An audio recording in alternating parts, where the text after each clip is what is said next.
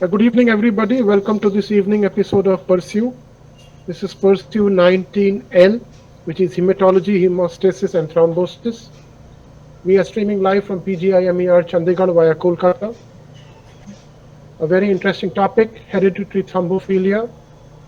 And to speak on that, we have somebody who's an expert in thrombosis and bleeding disorder. We have Dr. Narendra Kumar. He's an MD from PGI Chandigarh. Presently, he's a professor in the Department of Hematology at PGI Chandigarh with field of interest in laboratory workup of thrombotic and bleeding disorders. So the right person to talk on the right topic. With more than 80 publications in national and international journals, he's also the principal investigator of a national task force and national registry on venous thromboembolism, an ICMR-funded project.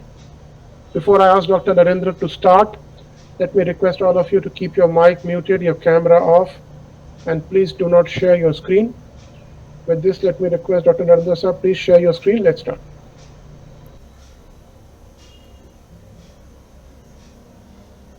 Hello, good evening, everyone. Thank you, sir, for giving me this opportunity. And the topic that I will start is on hereditary thrombophilia. And in this, I would say thrombosis is one of the commonest complications with which the patient routinely present, and the main problem is they will present with the history of thrombosis, or you can say the venous thromboembolism.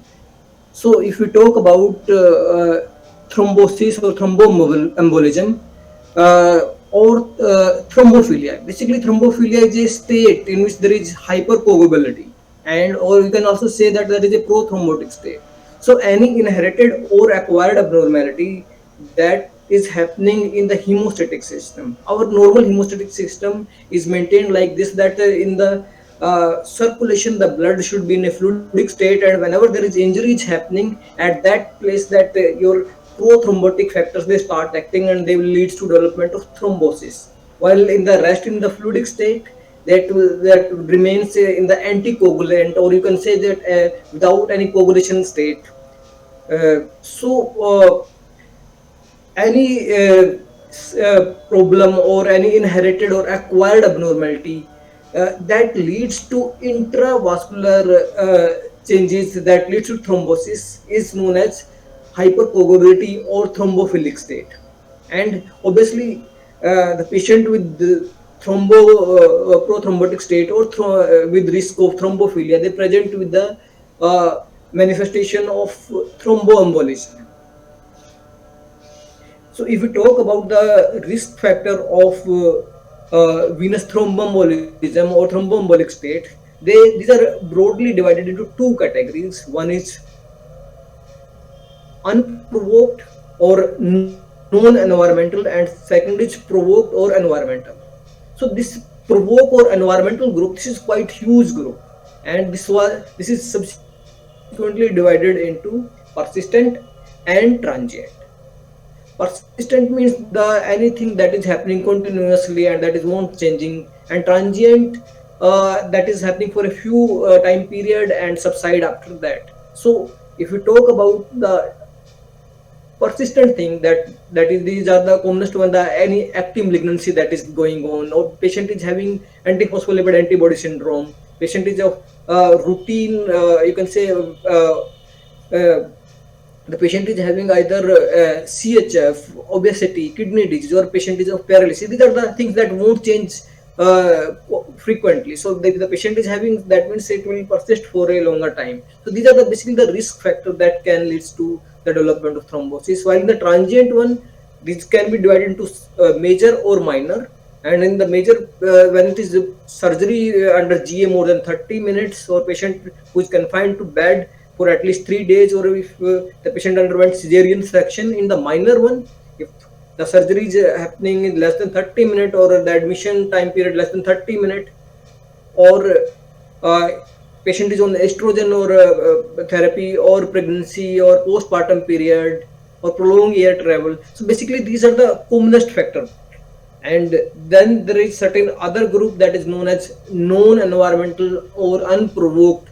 In that, male is one of the known risk factor, although it's we can say that common in female, but it can happen in males also. And one of the major thing that we will discuss today is about the hereditary thrombophilia risk factor.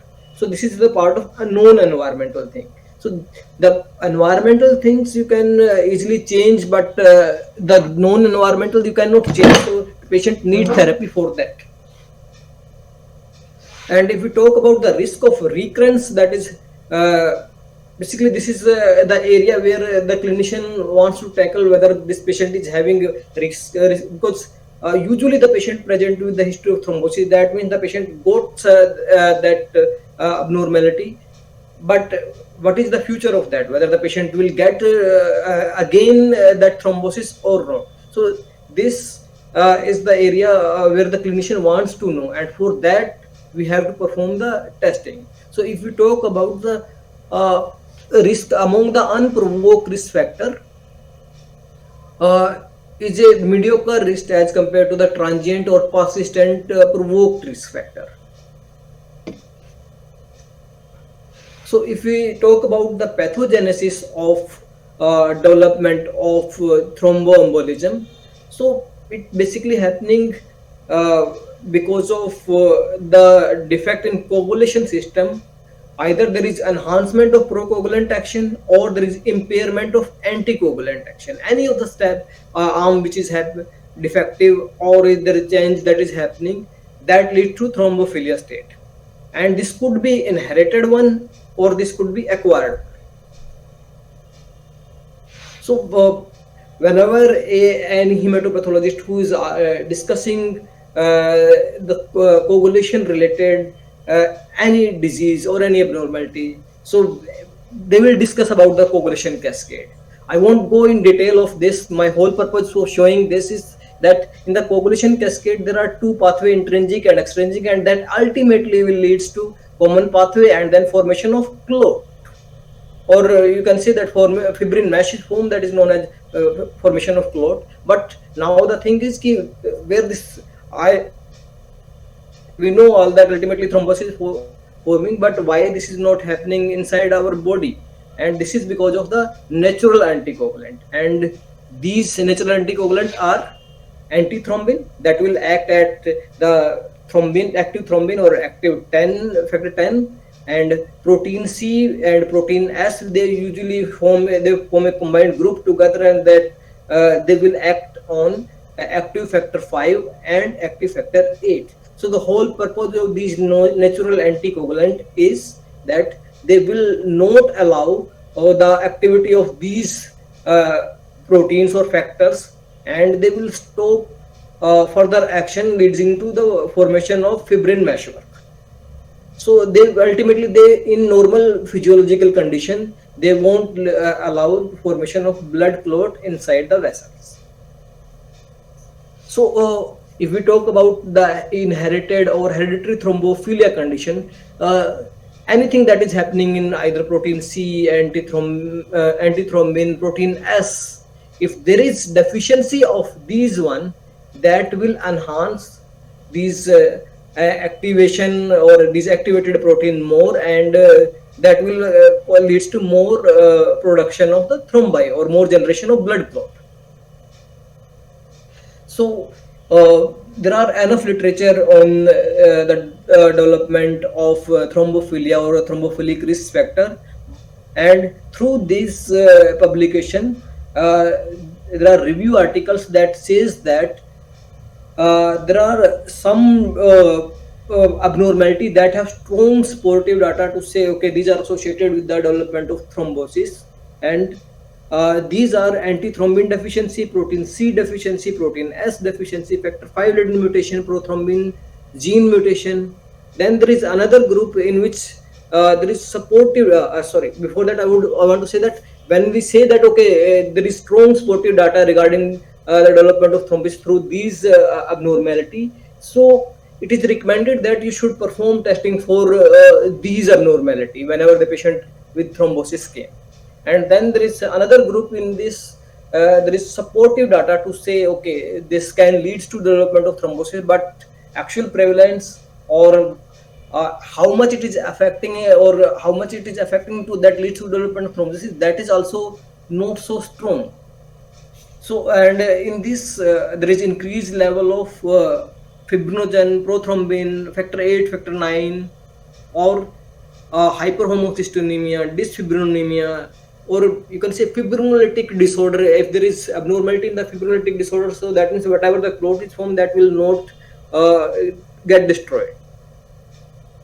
In this, many people support, okay, we should do testing in these, but there is certainly other group there that will say that no, there is no need to do, because thrombosis is usually a multifactorial disease. It might be one of the reason, but it is certainly, it will not affect much. And then there are one more group of abnormality that is known as weakly sportive data. In this we have weak information. Okay, this can lead, but there is certainly after a few days some more publication will come and that will say that okay, this is not affecting, or that is not having significant correlation with the development of thrombosis. And let me tell you, in this group, almost every 2 or 3 months one new factor will get added, and again after a few months one more come and other will go out. So people usually avoid testing in such cases, or in people usually avoid testing of these marker in the cases of thrombosis.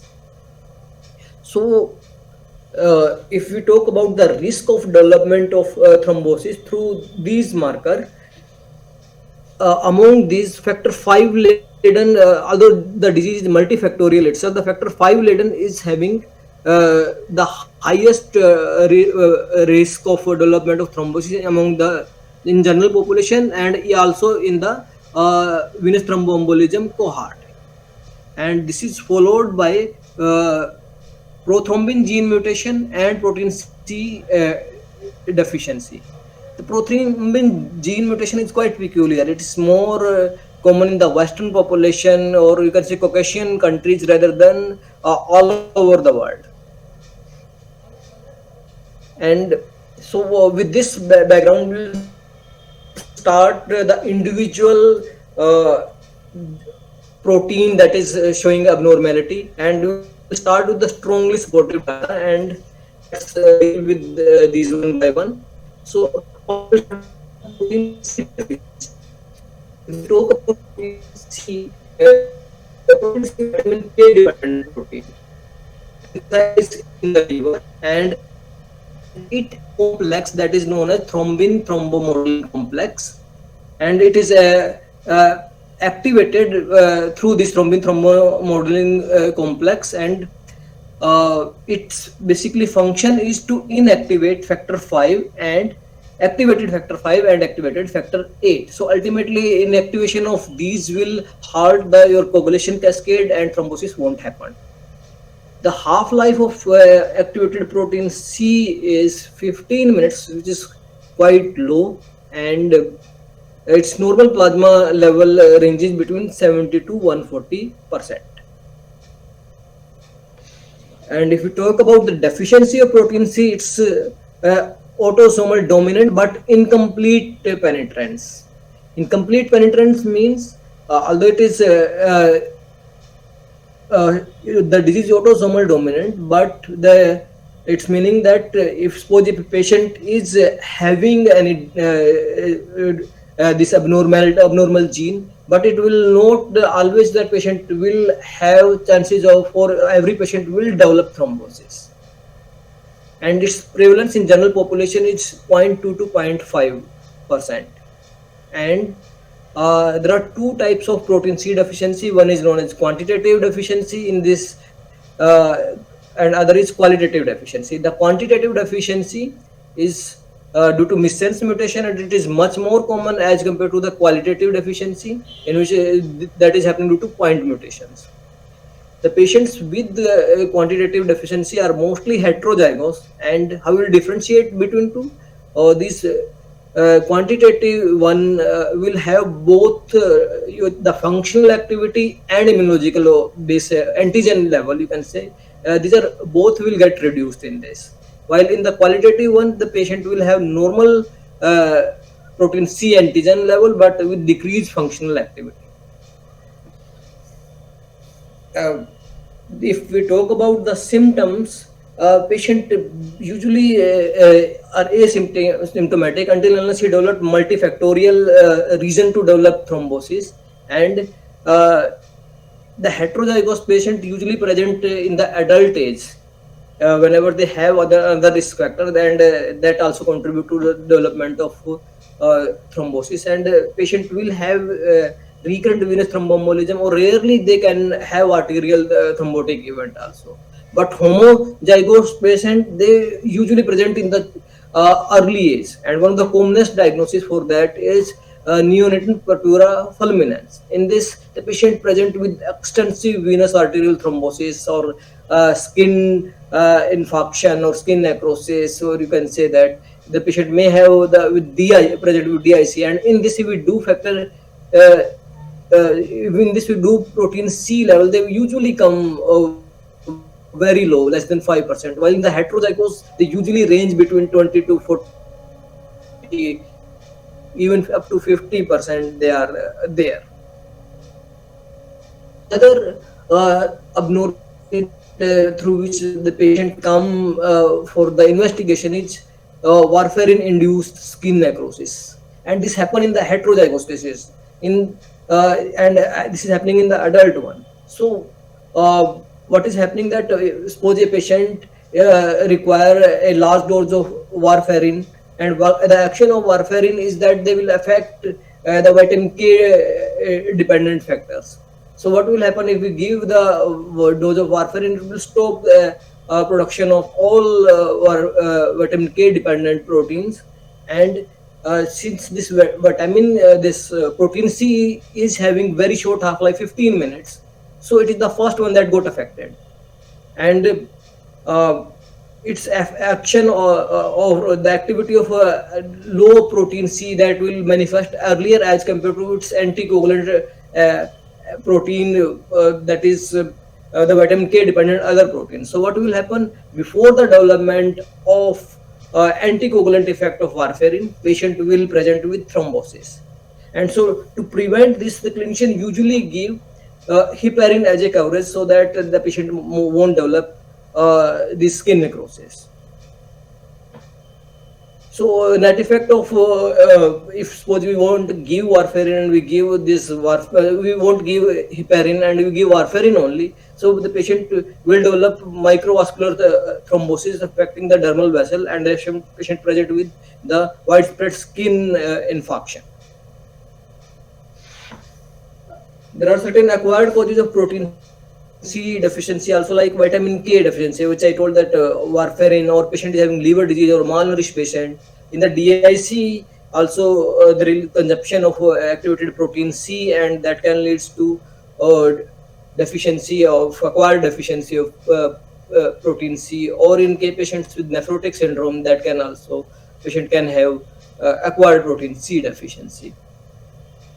If we talk about how we diagnose in the laboratory, there are two types of assay. One is functional assay, and second is immunogenic assay. Functional assay are the either clot-based assay, and now most of the people have shifted to chromogenic assay, because the clot-based assay there is a lot of dependent on the another factors also, and especially these patients with thrombosis usually have one of the most common acquired condition, that is known as antiphospholipid anti-syndrome, and in that lupus anticoagulant will be there, and that will certainly affect its clot-based activity of protein C also. So most of the people with time are shifting to the chromogenic assay for protein C activity, and the other assay is for the quantitation of protein C, and that is known as immunological assay, and in this people need to perform ELISA.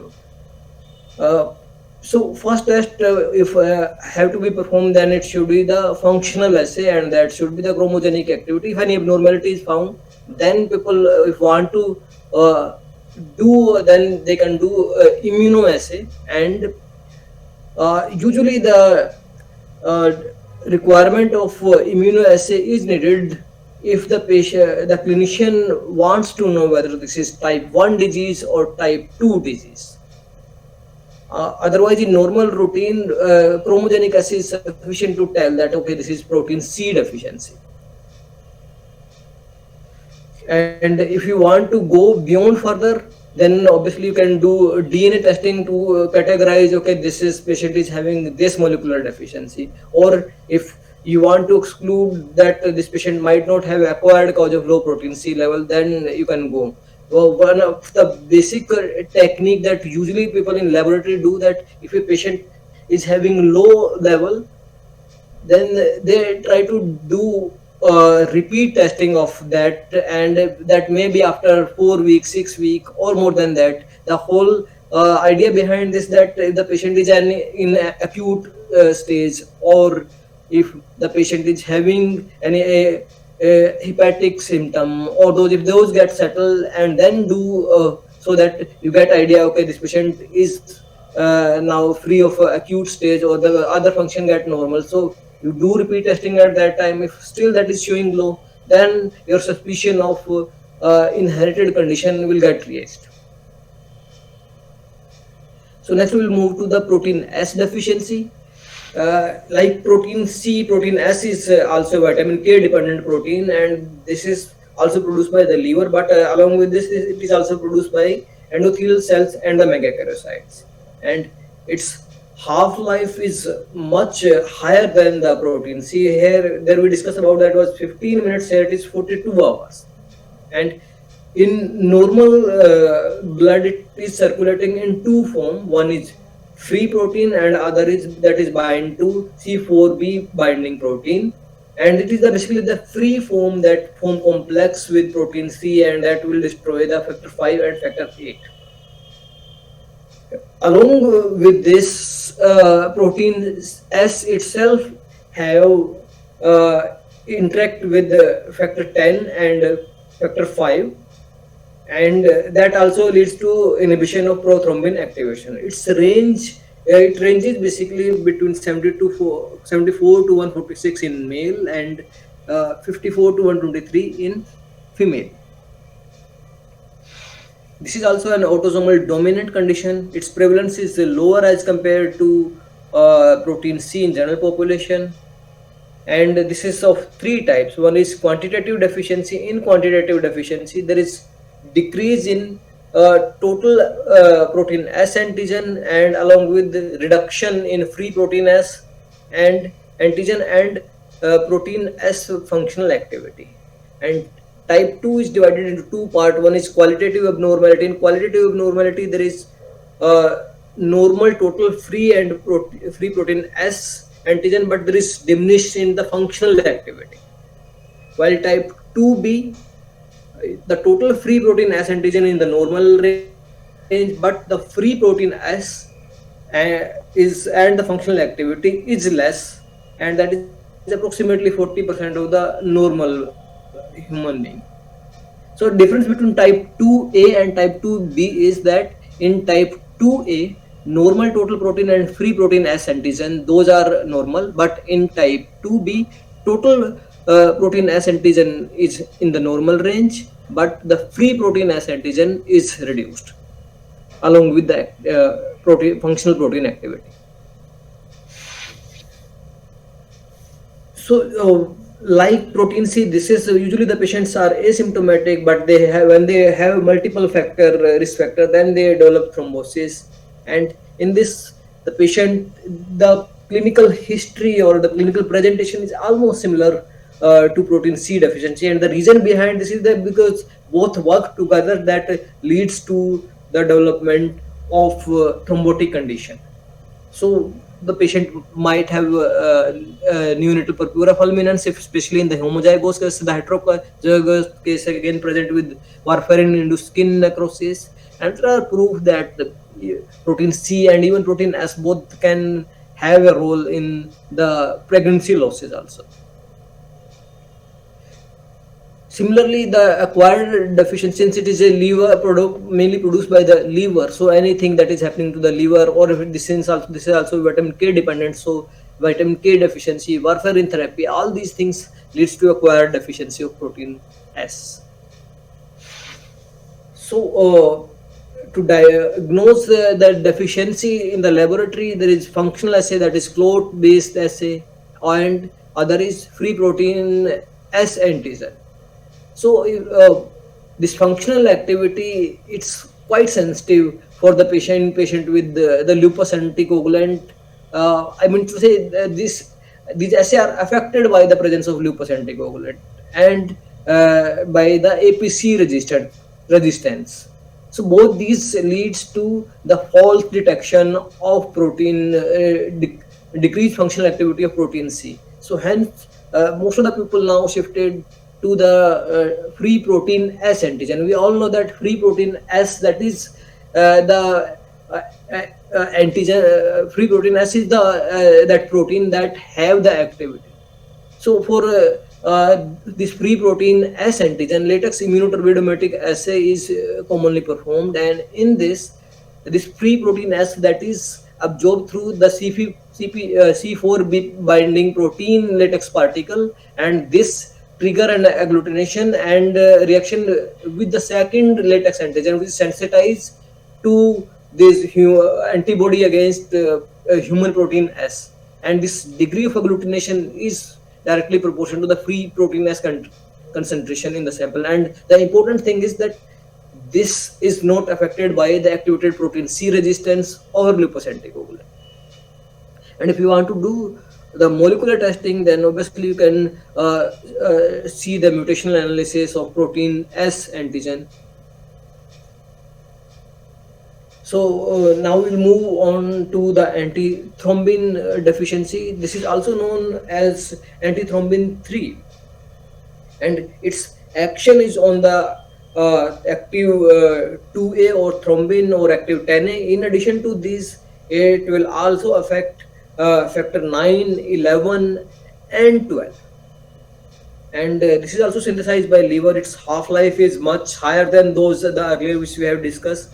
It's approximately 3 days, and normal range is between 280 to 130. Its inheritance pattern is also autosomal dominant. And if we talk about the activity, how this is behaving, let's discuss first the types. It is also two types. One is quantitative deficiency and other is qualitative deficiency. In quantitative deficiency, there is reduced synthesis of normal protease, this antithrombin, and in this both antigen and functional activity of antithrombin in the blood is reduced. And the heterozygous usually have approximately 50% of the level, while the type 2 is a qualitative deficiency, and in type 2 there is a molecular defect that is happening within the formation of protein, and in this the immunogenic activity or antigen level is normal, but the functional activity is markedly reduced, and this is of 3 type. And that also these 3 types are divided on the basis of how where this site or where this domain that is showing affected. So if we talk about antithrombin, it has 2 sites. One is for the heparin binding, and other is for the binding of the thrombin or active thrombin. So if there is type 2 HBS, that means there is deficiency, there is abnormality at the site of heparin binding domain or heparin binding site. And type 2 RS means if there is a abnormality at the site of binding of active thrombin. And third type is type 2 PL, that is pleiotropic site, in which both antithrombin and the reactive site of binding of thrombin and heparin binding domain, both these get affected. And all 3 you will say that there is decreased functional activity, but the antigen level will be normal. So whatever the protein that is produced or antithrombin that is produced, that have decreased activity, but its level will be, if you do antigen assay, then the level will be normal. if we talk about the clinical feature, this homozygous deficiency or of antithrombin is incompatible for life. The patient die in vitro, in utero, and due to development of fulminant thrombosis. The, almost always the patient present with the heterozygosity, and the patient symptom will be recurrent venous thromboembolism. And along with this, the other symptom is the patient might have resistance to heparin, because there is a this antithrombin have a site for the binding of heparin, and heparin activity increases much more time if they bind with antithrombin. So these patients will have insensitivity to the heparin. So, and this is how we can detect this. The patient might have normal or minimally affected APT level after receiving a large dose of heparin. The acquired causes are usually the liver associated or the DIC. DIC is the commonest phenomena in this. All the procoagulant or anticoagulant factor, all that consumed leads to the development of thrombotic like feature also, bleeding type feature also. And for the lab diagnosis, you need functional assay to detect the activity, and for this, the chromogenic assay is the best, and for the immunological assay, ELISA you can perform. And if we talk about the algorithm to how we can diagnose this type 2 disease, suppose if we do functional assay, and if it is showing the reduced activity, and then it could be acquired also, or it could be inherited also. Always we have to exclude for all, regardless of any natural anticoagulant deficiency, we have to exclude first the acquired one, and for that always try to do repeat testing, never give report on a single test value. So first always think that this could be probably acquired, and then do repeat testing. So if you find any reduced antithrombin activity, then see whether it could be acquired or not. If acquired, then repeat the assay after at least after 1 month. And if you think no, this is not acquired, then do antigenic assay also. If in the antigenic assay it is low, then if the antigenic assay is low, then that is looking like type 1 disease. And if antigenic assay is normal, then it is looking like type 2 qualitative disease. And to categorize these three types of type 2 deficiency, you have to do sequential analysis. Since we are living in a developing country, I can tell you that hardly any center is doing molecular analysis for confirmation of the inherited condition until unless they have certain reason to do this. Usually the clinician are also not forcing for this, because once you have detected that okay, this one is having deficiency, the patient will need anticoagulant, and the patient there is no major change in therapy even after knowing that okay, this patient is having inherited changes. So the only thing, be watchful or even after giving anticoagulant, whether this patient is not developing any recurrence of thrombosis in future. Then is the resistance to protein C activity. So we all know that activated protein C along with protein S, that degrade factor 5 and factor 8. So this is the normal action of activated protein C. It will inactivate factor 5 and factor 8. And when we say there is resistance to activated protein C, it means that inability of protein C to cleave or to destroy the active factor 5 and factor 8. And what will the effect of that? If the activated factor 5 or factor 8 is there that cannot get destroyed, then there is that will leads to more generation of thrombin and more generation of fibrin, and ultimately leads to a hypercoagulable state. And if we talk about the various causes of activated protein C resistance, it is either hereditary or acquired, and the commonest or inherited condition that is for known for activated protein C resistance is the factor 5 laden mutation. And the acquired causes, it could be pregnancy, it could be the presence of lupus anticoagulant, elevated factor 8 protein, reduced factor protein C, or antiprotein C antibody. Even if we talk about the activated protein C resistance causes, this factor 5 laden is the most common one. Maybe more than 90% of the cases always have presence of factor 5 laden mutation. So instead of doing testing for doing workup for these, or doing testing for activated protein C resistance, most of the people try to do factor 5 laden mutation. So let's discuss about factor 5 laden mutation. So this is the most common inherited thrombotic condition, and it's quite prevalent in Europe with a prevalence from 2.8 to 14%, and in India its prevalence in I would say India and in the Asia, its prevalence ranges from 1 to 5%. And in this, approximately 20 to 25% of the patient present with the episode of DVT. Excuse me. And 90 to 95% of the patient with factor 5 laden mutation are heterozygous, and their pattern of inheritance is autosomal dominant. The homozygous mutation is also there, and these patients present with early onset and also with severe disease. So this factor 5 is this act as a cofactor for activated factor 10, and that leads to the generation of thrombin.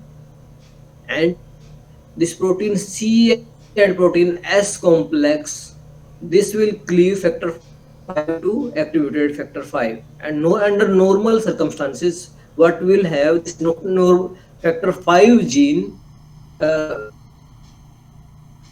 have three areas where this arginine at the 506 position changes. The amino acid that is changed from arginine to glutamine in factor 5 laden. In under normal condition or normal factor 5 gene or normal factor 5 protein, it is the arginine, and that changes to glutamine. So and this is happening in the factor 5 gene of the chromosome on the chromosome 1. And what will happen if it is changes to arginine to glutamine? This site will become inactive, and hence the impact of the protein that is factor 5 that is produced through the factor 5 laden, that will not be affected by the this protein C, activated protein C complex. So patients with factor 5 laden mutation, they become less susceptible of the inactivation by APC, and its inactivation is approximately 10 times lower than the normal factor 5, and ultimately leads to prothrombotic state. And this factor 5 laden contribute nearly 92% of the cases of APC resistance, and the rest of the 8% cases of APC resistance are, which I discussed earlier. These are antiphospholipid antibodies, pregnancy, other mutation. So although factor 5 laden mutation is a part of autosomal this activated protein C resistance, but these should not be considered synonymous. These two are a separate condition, because there are 8% cases which are having other reason to develop the development of this resistance. And the heterozygous patient usually are asymptomatic. Even the homozygous present in the later age of life. And the heterozygous cases usually have 2 to 10 times increased lifetime risk of development of thromboembolism, while homozygous have 80-fold increase in lifetime risk. And since this venous thromboembolism is a multifactorial disease, more you have risk factor, more will lead to development of thrombosis. So suppose a patient is having heterozygous mutation, and along with this he or she has the various other risk factor, then the chances of development of thrombosis is much higher. as compared to the patient who is having only factor V Leiden mutation. For the lab diagnosis, there is one assay that is known as APC resistance assay. In that, this is a clot-based assay, and in this, activated protein C leads to inhibition of factor Va, and that will leads to prolongation of APT. But what will happen in factor V Leiden mutation? This is factor V is resistant to APC, and so that will cause the less prolongation of APT, and the ratio of patient APT plus APC divided by the patient APT is calculated, and if the ratio is more than 2, then you can say it is normal. If it is less than 2, then it is a suspected case of factor V Leiden mutation, or you can say it is acquired cause. It might have inherited or acquired cause of resistance. Whenever you get the value less than 2, you have to perform the factor V Leiden mutation. Factor V Leiden mutation is PCR based, and that is RFLP PCR, and in this the restriction enzyme is used, and it digests the 220 base pair of the amplified fragment. The normal human being will have 3 different bands. One is 116 base pair, one is 37 base pair, and other is 67 base pair. If we start thinking that, okay, these are the 2 chromosomes, so if we see you will see total 3 band out of these 220 base pair. The homozygous will have 2 base pair, so instead of these 116, 37 and 67, the patient will have 67 and 153 base pair, while the heterozygous will have 4 band. One is of 116, 137, 67 and plus 153, which is coming through here. So homozygous will have 2 band, heterozygous will have 4 band. If we see the gel of this, in this case, you can see this one is of 116 base pair, this one is of 67 base pair, and this one is of 37 base pair, and these are the 2 cases of heterozygous, and in this you can see 153 base pair band is also there. So in this, although there is no homozygous factor V Leiden mutation case, but if it is there, then that will have 153 and 67, not this one, this band. Next is prothrombin gene mutation. So prothrombin or factor 2 that is produced by the liver, and it is also vitamin K dependent protein, and it will convert it to the thrombin, and this will activate platelet factor 5, 8, 9, ultimately cleave the fibrinogen to fibrin. And if there is mutation that is happening, it is the autosomal condition, and it is the second most inherited condition that leads to development of thrombosis or hypercoagulability. But this is quite common in Caucasian population, but its prevalence is quite rare outside Europe. And in this, this is a single point mutation, and there is guanine is at the nuclear position of 20210 is replaced by adenine and the prothrombin gene, and that will leads to the gain in function of prothrombin, and what will happen that it will leads to increased level of prothrombin, or hence enhanced prothrombin activity. The patient with heterozygosity have nearly 30% increase in prothrombin level, and homozygous patient have more than 70% of as compared to the normal human being. As compared to Europe, among India, its prevalence is not common. This is one of the landmark paper from our department, from Dr. Reena Das and Dr. Gurjeevan Grewal and Madam Dr. Jasmina Ahluwalia. And in that, they have studied that factor V Leiden was approximately 3% in our population, but we haven't found a single case of prothrombin gene mutation. Although there are few cases reported from CMC Vellore, other than that, I don't think there are cases of prothrombin gene mutation. And For testing of this RFLP PCR is done, and in that 355 base pair of the PCR product is digested by Hint3 restriction enzyme, which will divide into two fragments. One is 322 and other is 23 base pair. And the heterozygous patient usually have three band. One is 345 base pair, one is 322 and 23, while homozygous will have 322 and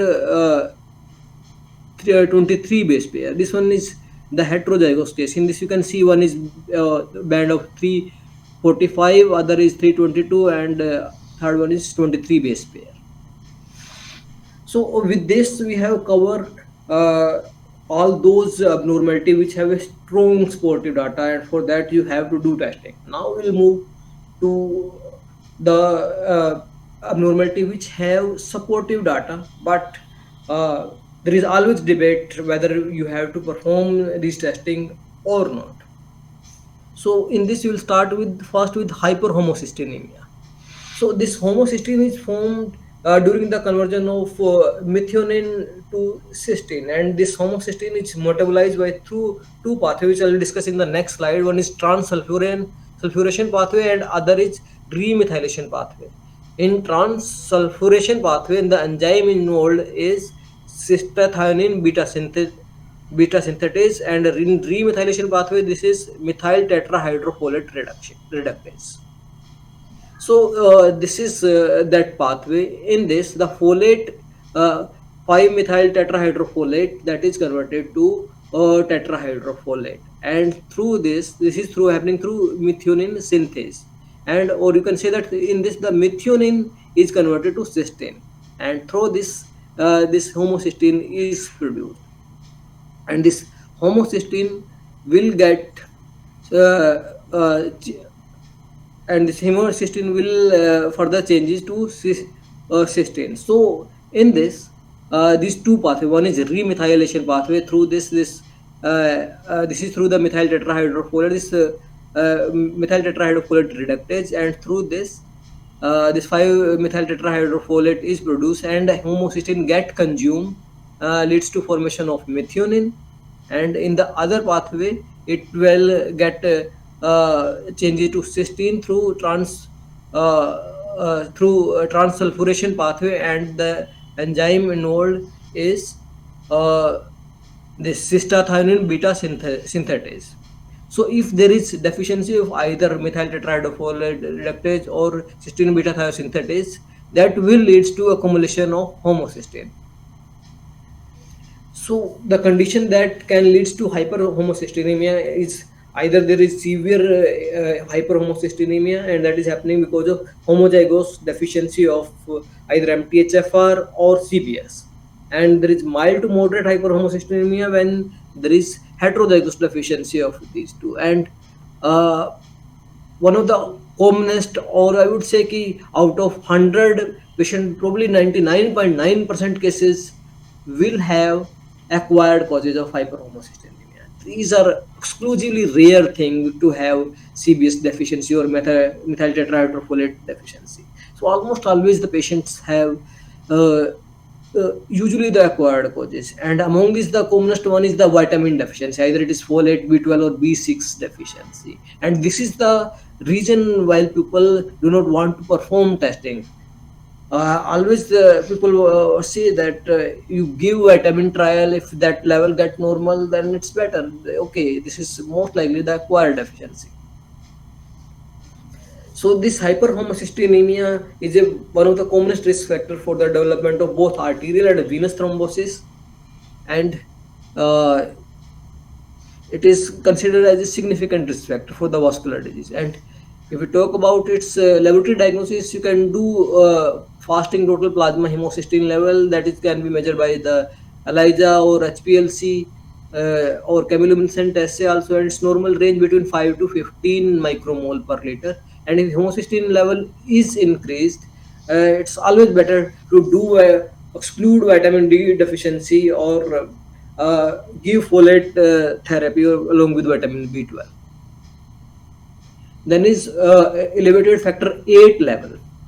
So factor 8 level, although there is no genetic changes that describe factor 8 level, but high factor 8 level also leads to the development of thrombosis, and there are multiple causes. One of the commonest causes that this factor 8 level is known as a acute phase reactant. So whenever there is acute illness is happening, that will leads to production of this. So whenever the patient present with thrombosis, that is under, especially under the acute stage, they usually have high factor 8 level. That itself predisposes. So the other causes, any chronic inflammation, malignancy, active disease that is happening, that will lead to the increase in level of factor 8. So the factor 8 level is affected by the numerous external factor, including the acute phase. So it's always possible that the false positive test result you can get. And the inclusion for factor 8 level measurement in hereditary thrombophilia panel is always a matter of debate. The next is disorder of fibrinolytic system. This area is, I would say, that is least explored, and the reason behind this is difficulty in doing testing. So when we talk about the fibrinolytic system, I would say that plasminogen, that is the inactive form, that will convert into the plasmin, and it's the plasmin that will clear the fibrin meshwork, or that will destroy the fibrin meshwork, hence that clear the clot. So what will happen? Suppose I would say that under normal circumstances, this is how it is happening. But if suppose I would say that plasmin is not formed, so that clot will get together, and hence it does not get destroyed. So that means there is increased chances of thrombosis. And this conversion of plasmin gen to plasmin, that is affected by, or that is enhanced by tissue plasminogen activator, and there are certain antagonists of this fibrinolytic thing, and these are plasminogen activator inhibitor and antiplasmin level. So most of the institutes, especially in India, I would say, are not doing these testing, because one of the reason is the disorder of fibrinolytic system itself are quite a rare phenomena, and their influence, especially on the thrombosis, is also not strongly established. So any deficiency of plasminogen deficiency, or tissue plasminogen deficiency, or excess level of plasminogen activator inhibitor or antiplasmin level, these all can lead to the development of thrombosis, or that enhance the formation of thrombosis, I would say. So with this, we are coming to the end of our seminar, and in the end I will tell how we deal with the patient with thrombosis. In this, there are two areas. One is that highlighted in the bold color, and other is a light gray, I would say, those ones. So factor 5 laden, we routinely do protein C activity through the chromogenic assay, free protein S antigen through the latest immunoassay, and antithrombin activity through the chromogenic assay. These are the assay we routinely perform. Prothrombin gene mutation we are not doing, and the reason I told earlier that it is exclusively rare, and especially in the Indian population. S activity, all over the world people have shifted from this protein S activity, that is clot-based assay, to the free protein S antigen level. Along with this inherited group, antiphospholipid antibody, this is the commonest cause of the acquired laboratory group, that is we can find for the patient of thrombosis. This is the panel, the part of our panel. In this we are doing anticardiolipin antibody, anti-beta-2 GP1 antibody, and lupus anticoagulant. There are certain group in this in which we are doing ENH through flow cytometry, or JAK2 V617F mutation, and this is in cases of this PNH workup is in cases of unexplained splanchnic vein thrombosis, or you can say uncommon site of thrombosis, or cortical vein thrombosis, and same is happening to the JAK2 mutation also. Homocysteine, earlier we are doing, but with time we realized that it's better to exclude the secondary causes. Even after giving vitamin supplementation, its level comes normal, but if we need then we can do in certain circumstances. So the take home message from this seminar is there are two type of abnormality for which a laboratory hematologist or hematopathologist should pay attention. One is the deficiency of natural anticoagulant, and in this factor 5 laden mutation is exclusively common, and followed by protein C deficiency S and antithrombin. Prothrombin gene mutation is rare in India, and for these things we have to do testing. And then there is another group which is supportive, in which supportive data is available, but these are not mandatory. If the clinician are forcing you or they have strong suspicion, then I think you should do these testing. Otherwise, on the routine basis, it is not needed. So with this, I finish my this seminar, and questions and comments are most welcome. Yes. Thank you so much, Dr. Narendra. A very lucid presentation, very clear and very detailed. Let me just see if there are any questions on the YouTube. No, I don't see that there are any comments or questions there. A very nice presentation, I would say. Excellent. Would request you to share the PDF of this presentation. We will upload it on the Google Drive. Sure, I will give that, and I would say those who are listening this seminar, and if even they are interested or they want to know anything, they can email me also if they are not available. Okay, thank you so much. Then we will share your email ID, because there are a lot of questions which come afterwards. Most Yeah, of these sure. these presentations are recorded and they're uploaded on the YouTube, and the questions start